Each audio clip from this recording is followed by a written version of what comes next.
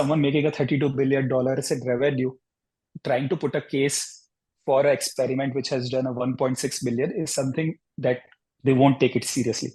But when it comes to the small or maybe a mid size growing brands, where they see a immediate push in the distribution, like in our case, we were successfully able to put a local brewery onto a global map, right? So, and this happened Right. within a matter of 3 to 4 months. So this is something which was sort of a life-changing sort of a growth for this particular brand. So in our experience, it will be more like the new age, mid-tier growing brands that in turn will adopt the second generation of these loyalty programs. And after that, when this Right. particular sort of a market will become much more stronger and streamlined, then we will see a sort of a mass adoption from big brands. Right. I do agree about how, you have to sort of speak their language to make sure that the value proposition is being conveyed clearly. What happens is that, that this is just my perspective. I think Web 2 and Web 3, ultimately, you're building a business, and the principles and the fundamentals of running a business, they remain the same across the spectrum, no matter what your niche is, what your space is. And as long as you're able to convey the value, there's no reason why these brands perhaps wouldn't utilize a service that's only going to help them. Yes, that's right. So now that brings me to another interesting, facet of your platform called SkyWallet. Can you tell us a little more about that? Yes. So SkyWallet is the user interfacing part. So, Correct. so in this, one thing that I think this is a playbook that I learned from CoinSwitch, that if we make the user interface so easy that the end user don't even get to know that what's the technology play behind the scene, that is where the magic Right. happens, right? So in Right. CoinSwitch also, we were able to onboard a lot of users from tier 2 and tier 3 cities, right? So Right. and this was just happening because we were able to build an infrastructure or a user experience which was very near to the already existing apps that these users are using, like Swiggy and Amazon and all these things. So the same thing that we did it for Metasky as well. And I think one of the big challenges in Web3 at the moment is to develop a sort of a secure and a easy to use wallet, right? Even though there Right. have been Yeah. so many, like I think more than 2,000 wallets out there, but Yeah. still there is a The problem compromise in remains. each and yeah, problem remains. Like Yeah. nobody wants to like write down a 12 word or a 24 word seed phrase just when they're logging in for the first time. So when we started tackling this particular challenge, we took a approach where for the advanced users, we give them an option to log in with their existing wallets. So it means that if, let's say, that you are already in the Web3 space, holding a couple of NFTs, holding a couple of tokens, then you don't need to create a new token. It's just about you plug in your existing wallet, and then the whole Sky Wallet becomes a sort of a new sort of user interface around it. For those users who are getting in for the very first time, we give them experience which is very, very close to like making an account on WhatsApp or something like that. Like you just put in your phone number or email ID, get a OTP, set up in, and you're good to go, right? And another thing that we Right. did is to abstract out the uh, complexities when it comes to multiple blockchains, right? So nobody currently in our experience says that, hey, I don't want to buy this NFT because this is on this XYZ blockchain. Or, I want to buy this NFT because this is on this specific blockchain. So I think the choice of blockchain would become more of a developer's choice that, based on the use Right. case and other things, they will figure it out. And I think going forward, it won't be the concern of the end user that where the end settlement layer is, right? So, uh, Absolutely.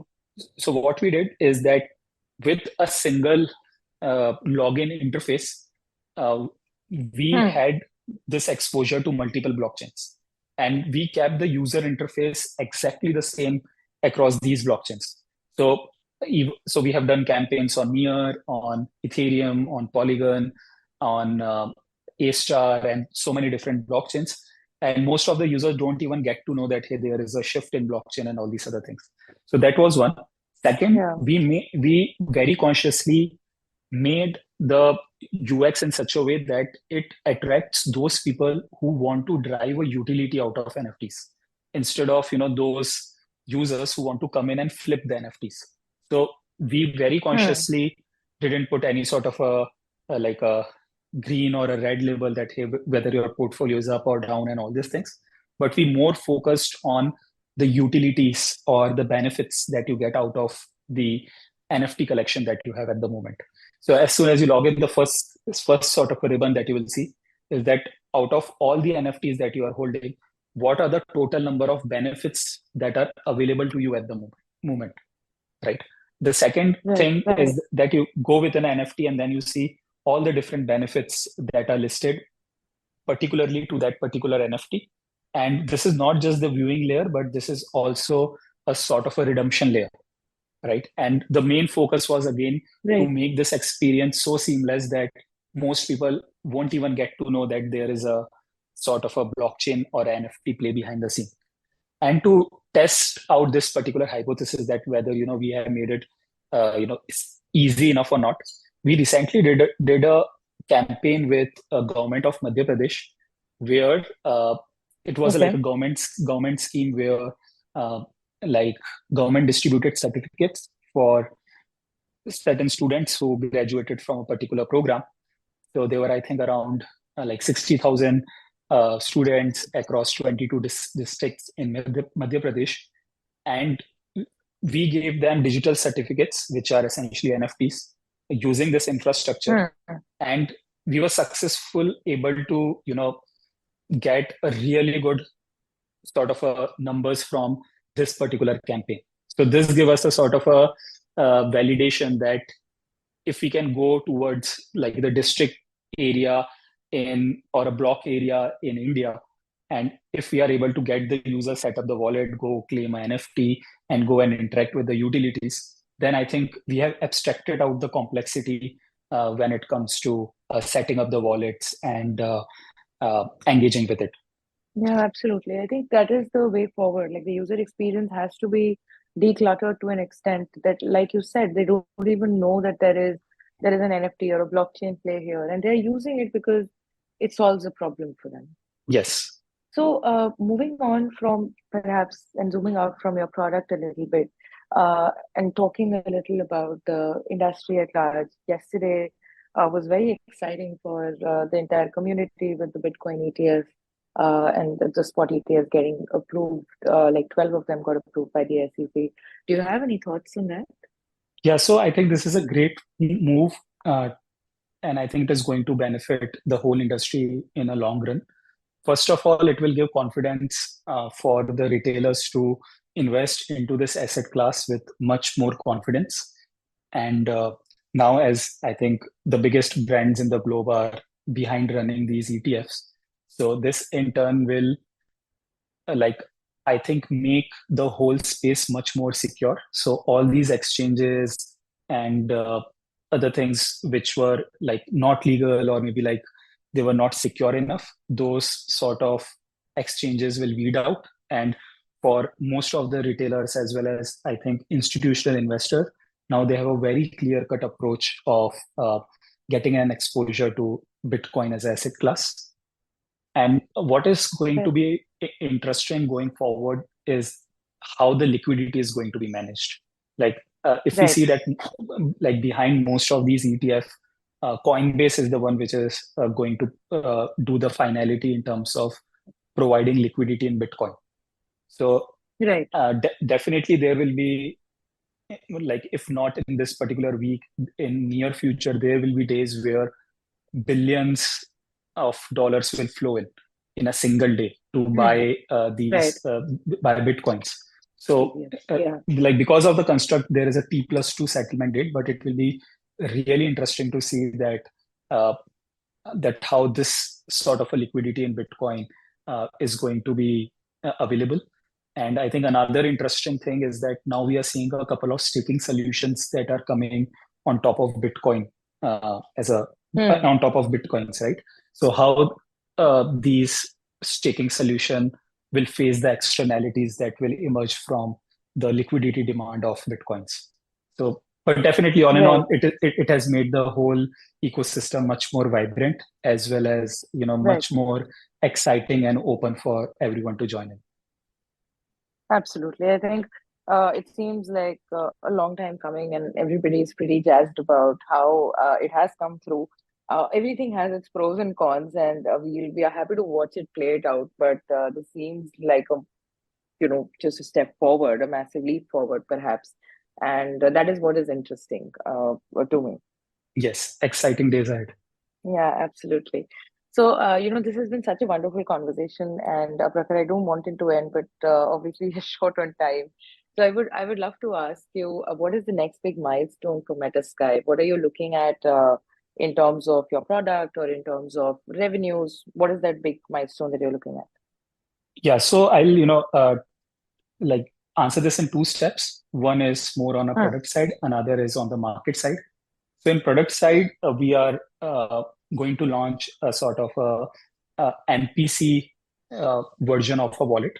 So Okay. definitely from a user experience, it's not going to change a lot of things. But from an internal management perspective, it is going to make the whole backend much more clearer, and it in Right. turn is going to give a lot of control to the end users in the way in which they want to live their journey within the Metasky infrastructure. Uh, Hmm. second, second part is that currently we have around 22 different brands on utility marketplace.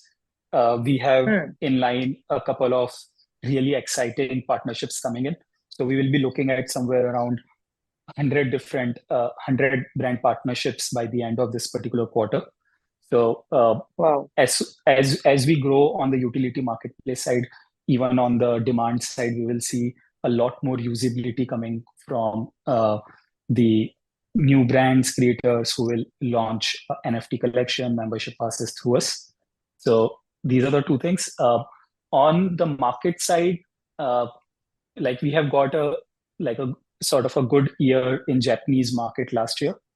So we want Okay. to have a much more better, stronger position in that market, as well as from there expanded to South Korea, because like these two markets Hmm. have a sort of things in common when it comes to the user adoption as well as the sort of sentiments that these markets hold. Uh, on India side, like I would be very happy if, from a regulation perspective, it becomes more friendly towards the crypto companies as well as the people who are operating in this particular space. Because the more confidence the regulators provide, the better it will be for the brands to go out and like accept blockchain as a technology and Web3 as a technology. So yeah, so these are the from a market standpoint, these are the two areas that I'm really excited about. Wow. Brilliant. This is, MPC wallets is obviously a leap forward in your tech, and it'll enhance the user experience even without them really knowing it. So that is wonderful to know. And in terms of your partnerships, I think that is a formidable number that you've mentioned. So honestly, like more power to you guys and what you're building. I think everybody should be excited about what you guys are building simply because you're able to acquire the users as well as the brands, and that is intensely valuable, I think. So now, before I wrap this up, and believe me, I really don't want to, because this has been a very insightful conversation, a very clear, concise way that you put your thoughts forward is interesting. But we do have to wrap this up. So I would like to ask you the last question that I ask everybody who comes on the show. You made a journey yourself from Web 2 to Web 3, and if somebody was perhaps ruminating on a similar dilemma, what would be your two suggestions to them for them to start living on blockchain? Uh, First of all, read a lot. Like this is a space Right. where even if I miss out on my reading for 2 weeks, I feel that I'm so left behind. So I think reading is Yeah, yeah. something which is a sort of I would say the most sorted out skill needed in this particular ecosystem. And Absolutely. uh, and one another thing is when you read, also write, because it's the best thing that Web3 as a technology has produced are the really helpful and warm communities that are, around the protocols and in general in Hmm. totality. Because Hmm. if we honestly see, like, we have came a long way to launch Bitcoin as a ETF, but Right. like, I think governments across the globe in some or the other way tried to shut it down. Like, I think Yeah. the people who are operating in this particular space have been, sort of labeled as a scamster or criminals and all these places, but still the collective Yeah. strength of the community is something which, made Bitcoin as a ETF possible. So that is why writing is important, to give it back to the community. And I think there is Yeah. space for Absolutely. everyone in this community. So no matter what your background is, you should definitely try to get a foot into this particular technology or a revolution or the community, whatever you want to call it, because there is a space for everyone over here. So I think, like, first of all, like, keep the things very simple. Like, there will be jargons that Hmm. in turn will be sort of scary to tackle at the first stance. But on and on, like, from a first principle perspective, the things that are going on over here is something that can be, like, understood pretty quickly. So just to sum it up, read and write. These are the two things which are very, Yeah. very important in this particular industry. Absolutely. Are there any recommendations for what these guys should be reading, like that you would like to drop right now? Yeah, so I think one place to start is the blog section of A16Z Crypto. So one thing that I Right. really like about the writings over there is that they start from a very sort of a general observation that I think most of us will, in a way, get in line with. And then they go in depth to such a extent that they also talk about the nitty-gritties of the technical details and everything. So it provides a spectrum for the readers to read to an extent where they feel comfortable and find a space where, they can look at this particular spectrum and go deeper into it. So that is one. Another is Multicoin. Multicoin is one another VC which writes really well in Right. this particular domain. And like, yeah, I think, and also, like, some when I started my journey, one book that really helped me was Introduction to Bitcoin, like, which was more Right. of a sort of a, I will now call it a social political book with a technical angle, but it was a really Hmm. great read, which in a way converted me. But the thing about books in Web3 is that they get outdated really fast. So the next set of books that are currently in my reading list, that on 23rd of January, there are two books that are being launched or published by A16Z. One is on Hmm. specifically on NFTs, and the Right. another is by Dixon himself, which is like more of a general commentary of what is going on in the ecosystem. So yeah, so anyone who is planning to start this particular year, I think these two books will give you a really good head start about what is all going on in the ecosystem. Absolutely. I think those are wonderful recommendations and meaty recommendations. So I'm glad that you mentioned those, Prakhar. Thank you so much once again for making the time to speak to me. Before we wrap this up, any last thoughts?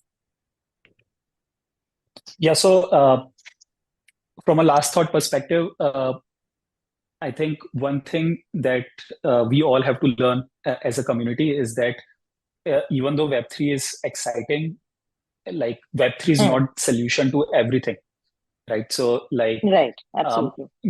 before starting off any sort of a product or a service in this particular industry, there needs to be a very honest conversation with your team, also with yourself, in terms of whether there is a need of Web3 in this particular solutioning or not, right? And Absolutely. and also whether the time is correct to introduce this as a technology, because this in turn will make the space much more clearer, and it will make space for those projects which are really adding value. So yeah, I think these are the only things.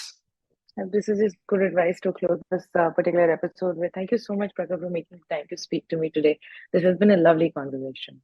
Likewise, Trusha, thanks for having me.